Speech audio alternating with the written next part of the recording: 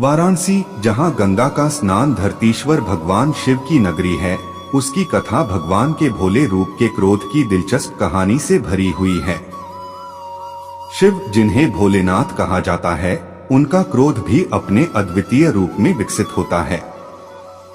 इस कथा में वह भगवान का क्रोध, जिसमें उनकी भक्ति और शक्ति का अद्वितीय मिलन है, हमें एक अलौकिक अनुभव के साथ प्रदान करता है। यहाँ गंगा के किनारे बसे भोलेनाथ का इस क्रोध की कथा नगरी को विशेषता से भरती है, जहाँ हर पत्थर, हर कोना शिव के क्रोध की एक अद्वितीय कहानी सुनाता है। तो नमस्कार दोस्तों, वीडियो अच्छी लगे तो लाइक और चैनल को सब्सक्राइब जरूर कर ले। चलते हैं वीडियो की ओर। यह कथा द्वापर युग की है, जब भगवान श्री कृष्ण के सुदर्शन चक्र ने काशी को जलाकर राख कर दिया था। बाद में यह वाराणसी के नाम से प्रसिद्ध हुआ। यह कथा इस प्रकार है। मगध का राजा जरासंध बहुत शक्तिशाली और क्रूर था। उसके पास अनगिनत सैनिक और दिव्य अस्त्र शस्त्र थे।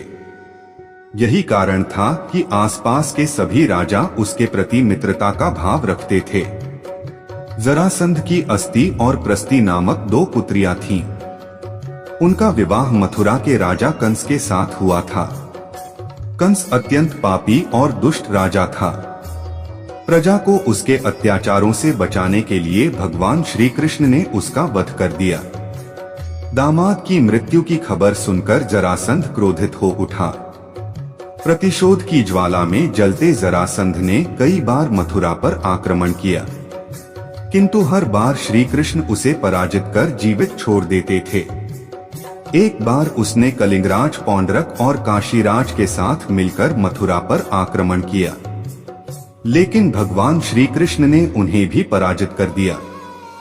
जरासंध तो भाग निकला, किंतु पौंड्रक और काशीराज भगवान के हाथों मारे गए। काशीराज के बाद उसका पुत्र काशीराज बना और श्री कृष्ण से बदला लेने का निश्चय किया।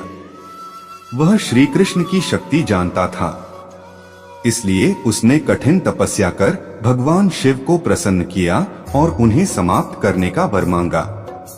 भगवान शिव ने उसे कोई अन्य वर मांगने को कहा, किंतु वह अपनी मांग पर अड़ा रहा। तब शिव ने मंत्रों से एक भयंकर कृत्या बनाई और उसे देते हुए बोले, वत्स, तुम इसे जिस दिशा में जाने का आदेश दोगे, यह उसी दिशा में स्थित राज्य को जलाकर राख कर देगी। लेकिन ध्यान रखना, इसका प्रयोग किसी ब्राह्मण भक्त पर मत करना, वरना इसका प्रभाव निष्फल हो जाएगा। यह कहकर भगवान शिव अंतर्धान हो गए। इधर दुष्ट काल्यवन का वध करने के बाद श्री कृष्ण सभी मथुरा वासियों को लेकर द्वारिका आ गए थे।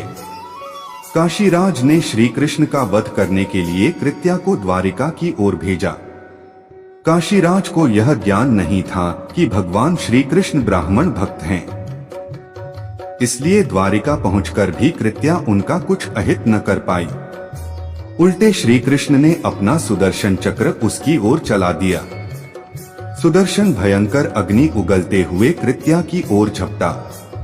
प्राण संकट में देख कृत्या भयभीत होकर काशी की ओर भागी। सुदर्शन चक्र भी उसका पीछा करने लगा।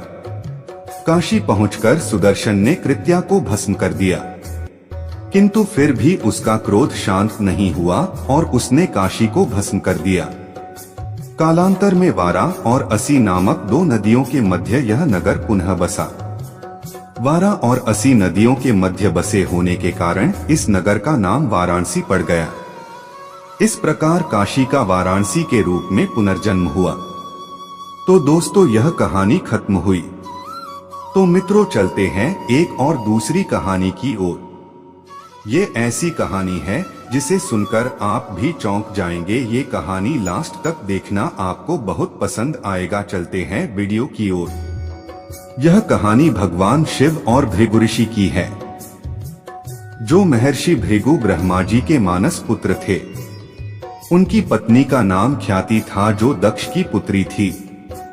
महर्षि भृगु सप्तर्षि मंडल के एक ऋषि हैं। सावन और भाद्रपद में वे भगवान सूर्य के रथ पर सवार रहते हैं।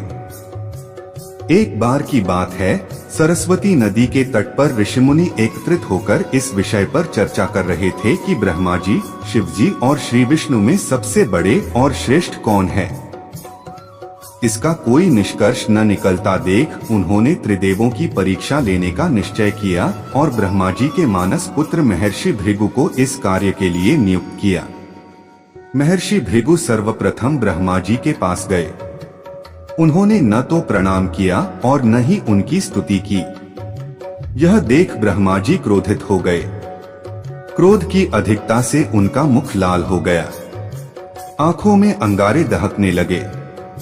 लेकिन फिर यह सोचकर कि ये उनके पुत्र हैं, उन्होंने हृदय में उठे क्रोध के आवेग को विवेक बुद्धि में दबा लिया। वहां से महर्षि भृगु कैलाश गए। देवाधिदेव भगवान महादेव ने देखा कि भृगु आ रहे हैं तो वे प्रसन्न होकर महादेव ने देखा कि भृगु आ रहे हैं तो वे प्रसन्न होकर अपने आसन से उठे और उनका आलिंगन करने के लिए भुजाएं फैला दी। किंतु उनकी परीक्षा लेने के ये भृगु मुनि उनका आलिंगन अस्वीकार करते हुए बोले, महादेव, आप सदा वेदों और धर्म की मर्यादा का उल्लंघन करते हैं। दुष्टों और पापियों को आप जो वरदान देते हैं उनसे सृष्टि पर भयंकर संकट आ जाता है। इसलिए मैं आपका आलिंगन कदापि नहीं करूंगा। उनकी बात सुनकर भगवान शिव क्रोध से तिलमिला उठे। उन्होंने जैसे ही त्रिशूल उठाकर उन्हें मारना चाहा, वैसे ही भगवती सती ने बहुत अनुनय विनय कर किसी प्रकार से उनका क्रोध शांत किया। इसके बाद भृगु मुनि वैकुंठ लोक गए। उस समय भगवान श्री विष्णु देवी लक्ष्मी की गोद में सिर रखकर लेटे थे। भृगु ने जाते ही उनके वक्ष पर एक तेज लात मारी। भक्तवत्सल भगवान विष्णु शीघ्र ही अपने आसन से उठ खड़े हुए और उन्हें प्रणाम करके उनके चरण सहलाते हुए बोले, भगवान, आपके पैर पर चोट तो नहीं लगी? कृपया इस आसन पर विश्राम कीजिए। भगवान, मुझे आपके शुभ आगमन का ज्ञान न था, इसलिए मैं आपका स्वागत नहीं कर सका। आपके चरणों का स्पर्श तीर्थों को पवित्र करने वाला है। आपके चरणों के स्पर्श से आज मैं धन्य हो गया। भगवान विष्णु का यह प्रेम व्यवहार देखकर महर्षि भृगु की आंखों से आंसू बहने लगे। उसके बाद वे ऋषि मुनियों के पास लौट आए और ब्रह्मा जी, शिव जी और श्री विष्णु के यहाँ के सभी अनुभव विस्तार से कह बताया। उनके अनुभव सुनकर सभी ऋषि मुनि बड़े हैरान हुए और उनके सभी संदेह दूर हो गए। तभी से वे भगवान विष्णु को सर्वश्रेष्ठ मानकर उनकी पूजा अर्चना करने लगे। वास्तव में उन ऋषि मुनियों ने अपने लिए नहीं बल्कि मनुष्यों के संदेहों को मिटाने के लिए ही ऐसी लीला रची थी।